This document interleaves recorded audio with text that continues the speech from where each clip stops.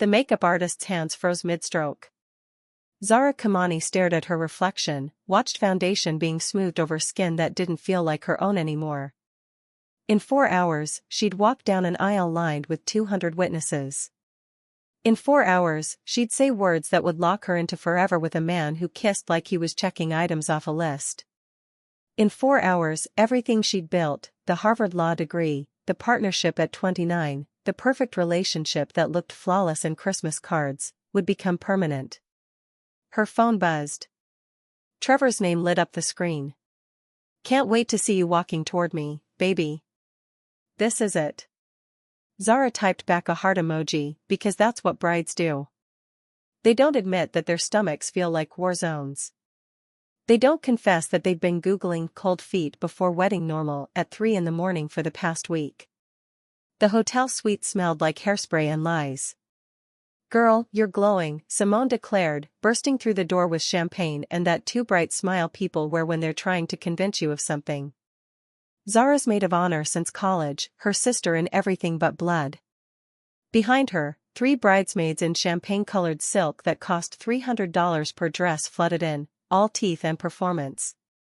Zara's mother, Nyambura, appeared in the doorway, elegant in navy blue, her face carrying that expression mothers wear when their daughters are about to do something irreversible. "Rembo Wangu," she whispered. "My beautiful one." Then, quieter, in English, "Are you certain?" Such a small word. Certain. Like asking if she was sure about a restaurant choice, not a lifetime. "Mom, I'm fine. Trevor's perfect. Everything's perfect." The word tasted like metal.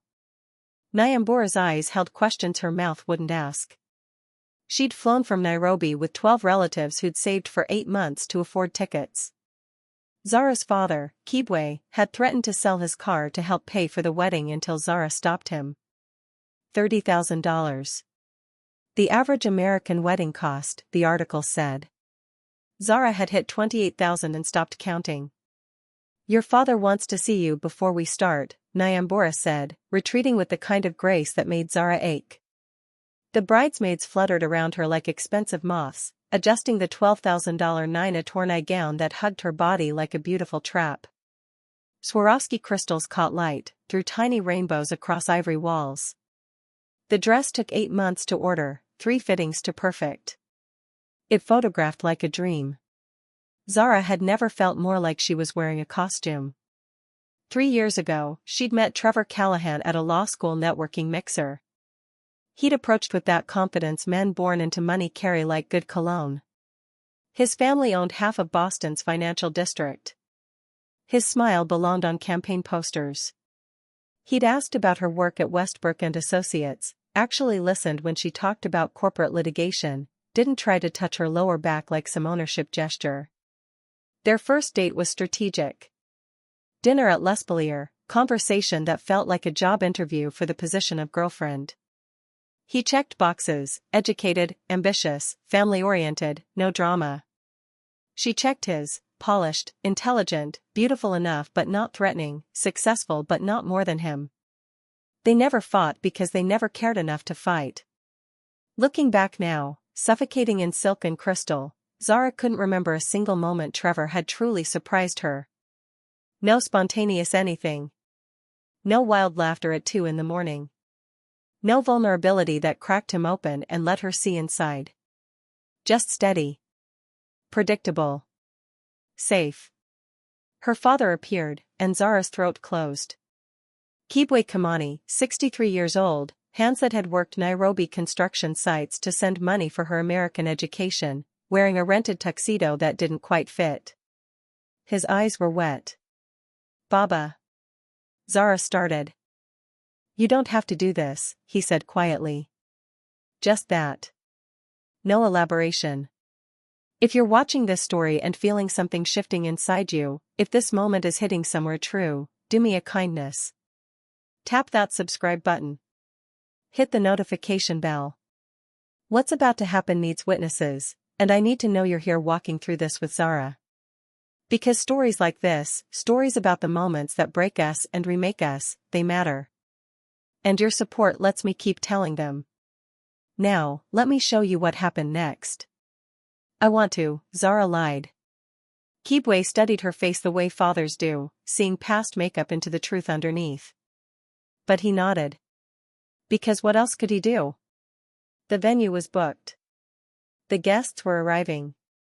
The 5-tier cake stood in the reception hall like an edible monument to the point of no return. The Meridian Grand Estate sprawled across manicured grounds like old money's wet dream. Zara had booked it 2 years in advance, beat out 4 other couples for the date. The ballroom had vaulted ceilings, crystal chandeliers that cost more than cars, marble floors that echoed with the weight of expectations. $400 centerpieces lined tables. White peonies and orchids, because that's what classic brides chose. A violinist tuned near the ceremony arch. The photographer captured details for an album Zara would maybe look at twice before shelving it forever. 200 guests filed in. Colleagues from Westbrook and Associates, Trevor's family friends who wore politeness like expensive perfume, Zara's relatives who'd traveled across oceans to watch her become Mrs. Trevor Callahan. She was the only black partner at her firm. That fact lived in her chest like a stone she'd swallowed years ago. Twice as good for half the recognition, her father had told her at 16.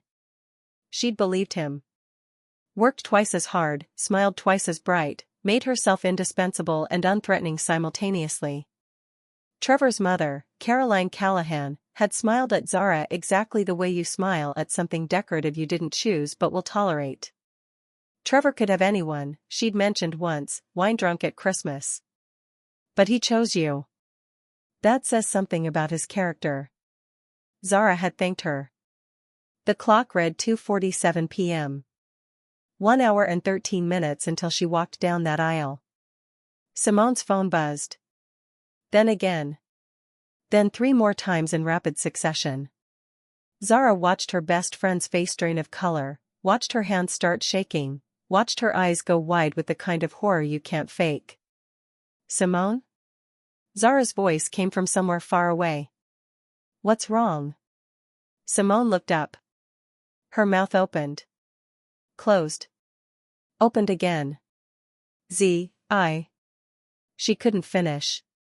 Zara crossed the suite in 4 steps, silk rustling like dying things. She grabbed the phone. The text from Trevor read, I can't do this. Tell Zara I'm sorry. I've left the city. Don't look for me. My family will handle the cancellations. Zara read it twice. 3 times. The words didn't change. She waited for pain, for tears, for something cinematic and devastating. Instead, she felt nothing. A vast, strange nothing that spread through her chest like Novocaine. When did he send this? Her voice sounded calm. Calm was wrong. Why was she calm? 3 minutes ago. Zara, I'm so sorry, I don't know what. He's not coming. Zara said it out loud, testing how the words felt. Trevor's not coming to the wedding.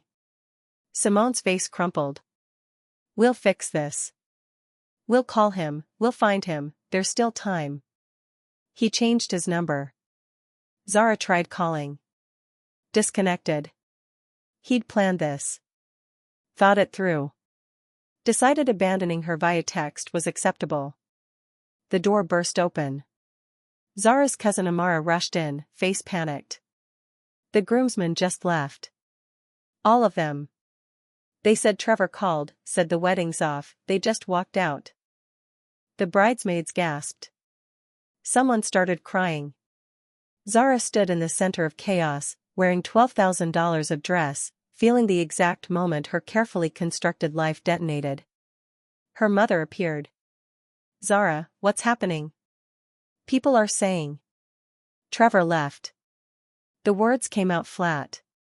He's not coming. The wedding's cancelled. Nyambura made a sound like something breaking. Kibwe materialized behind her, his face cycling through confusion to rage in seconds. Where is he? Her father demanded. Where is that coward? Gone. Left the city. Zara had to walk downstairs. Had to stand in front of 200 people and announce that she'd been abandoned. Had to watch their faces shift from anticipation to pity. Had to become the woman who got left at the altar, the story people would tell at dinner parties, the cautionary tale about what happens when you think you're safe. The walk down the grand staircase took forever. Guests noticed her, started whispering. The ceremony was supposed to start in 42 minutes. Why was the bride out here? Where was the groom? Zara reached the ballroom entrance. The coordinator, a woman named Michelle with a clipboard and compassion-free efficiency, approached. Ms. Kimani, we've had several groomsmen leave the premises. Is there a situation we should be aware of?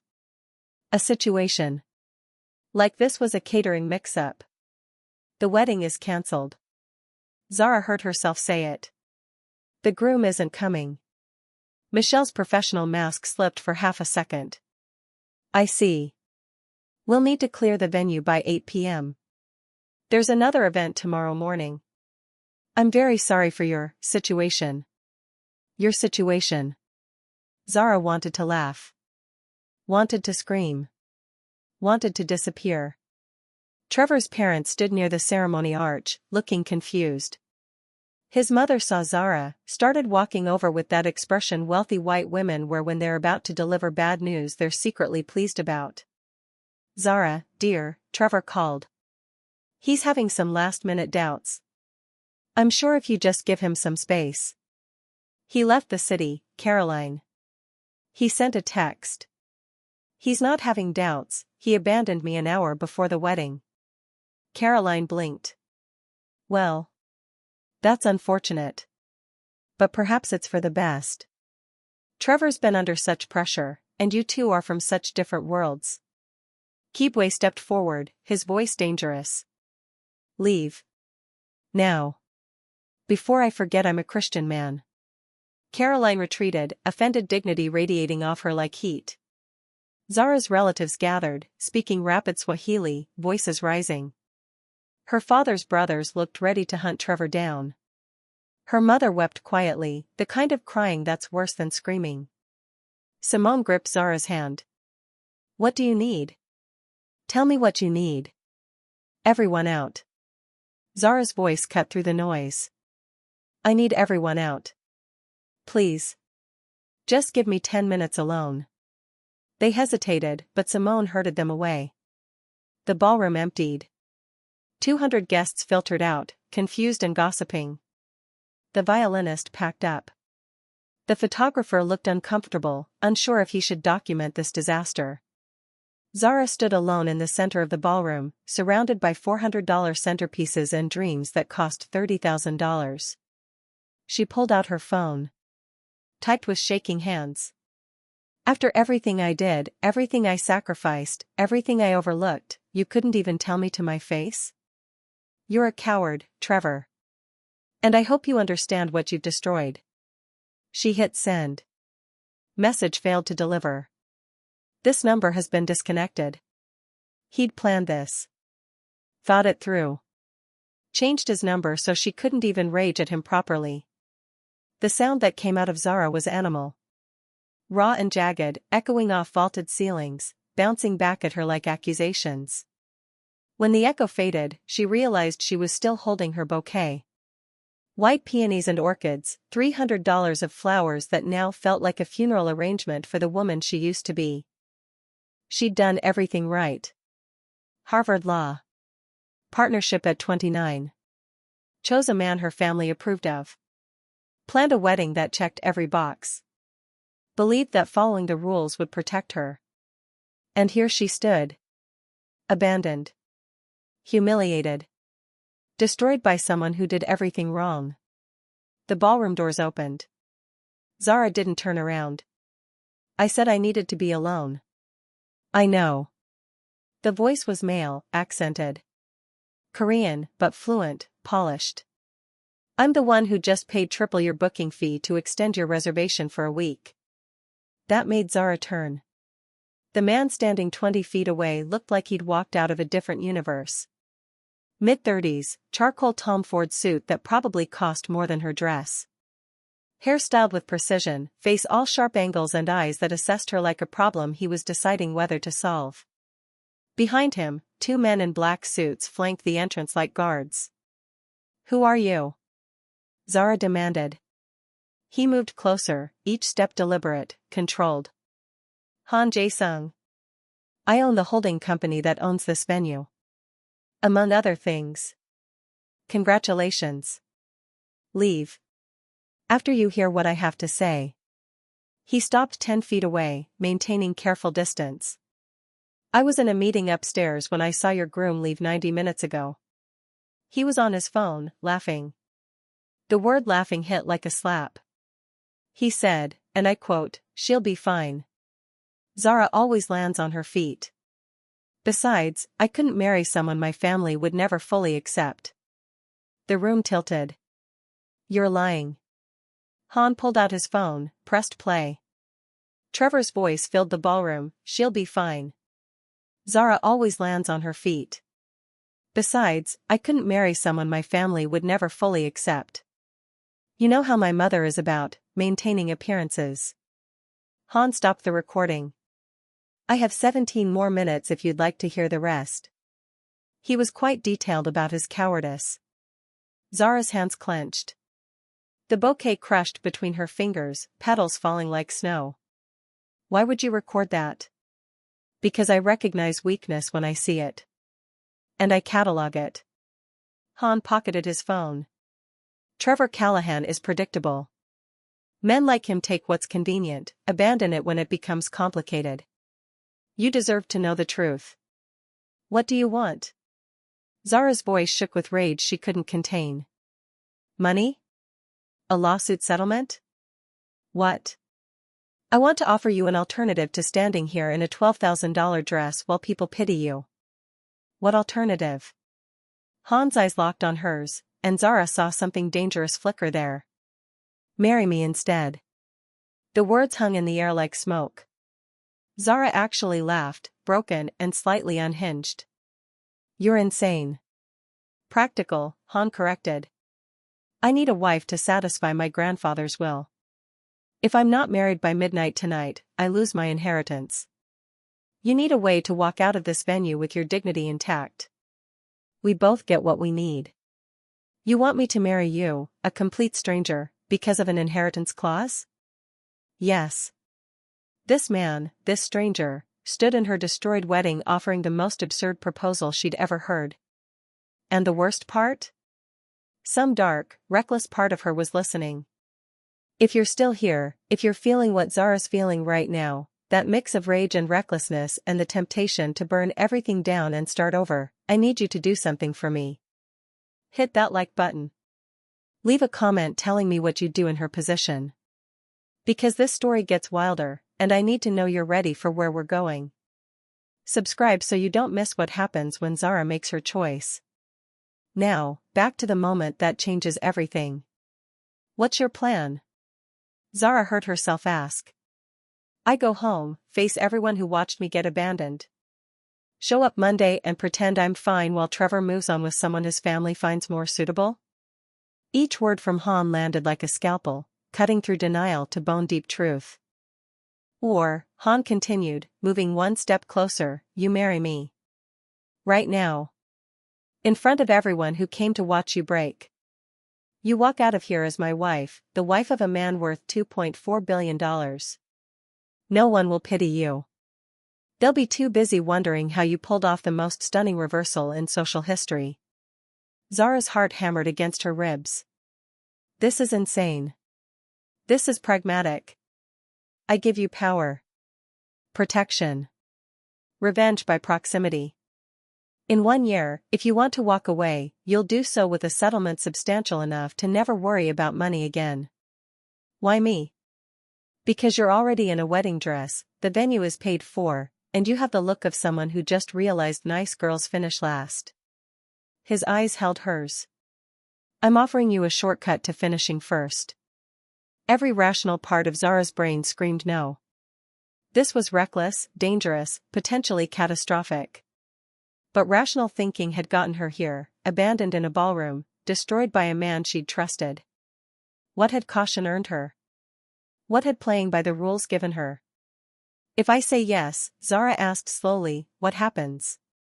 I call my attorney. We sign a contract. The officiant you hired marries us. Your guests return. You walk out of here as Mrs. Han Jae-sung, a woman no one will ever pity again. And after? You live in my penthouse. Attend events as my wife. Maintain appearances. In 1 year, we divorce quietly. You're free. Zara looked at her crushed bouquet, then at the empty aisle where Trevor should have been walking toward her. She thought about his voice on that recording, my family would never fully accept her. She thought about spending the next year answering sympathetic questions, watching people calculate her worth based on being unwanted. And she thought about what Han was offering. Not love. Something more valuable in this moment. Vindication. 1 year, Zara said. And then I'm free? You have my word. Your word means nothing. I want a contract. Han smiled, something that might have been respect crossing his face. You're going to be perfect. He made a phone call. Spoke in rapid Korean. Within 15 minutes, a man in an expensive suit arrived carrying a leather portfolio. Han's attorney, clearly prepared for this exact scenario. They'd planned this. He'd actually planned to propose to whoever was vulnerable enough to say yes. The contract was detailed. 1 year marriage. Live together for appearances. Public events as a couple. $5 million settlement at the end. NDA about the arrangement's true nature. Termination clause, either party could end it early but would forfeit the financial settlement. Zara's law school training activated. She read every word, found the traps, the loopholes. I want separate bedrooms, she said. Han nodded. Agreed. No physical intimacy required. I'm not interested in unwilling partners. I maintain my job. I prefer wives with their own ambitions. I can tell one person the truth. Simone. Han hesitated, then nodded. One person. That's it. Zara's hand shook as she signed.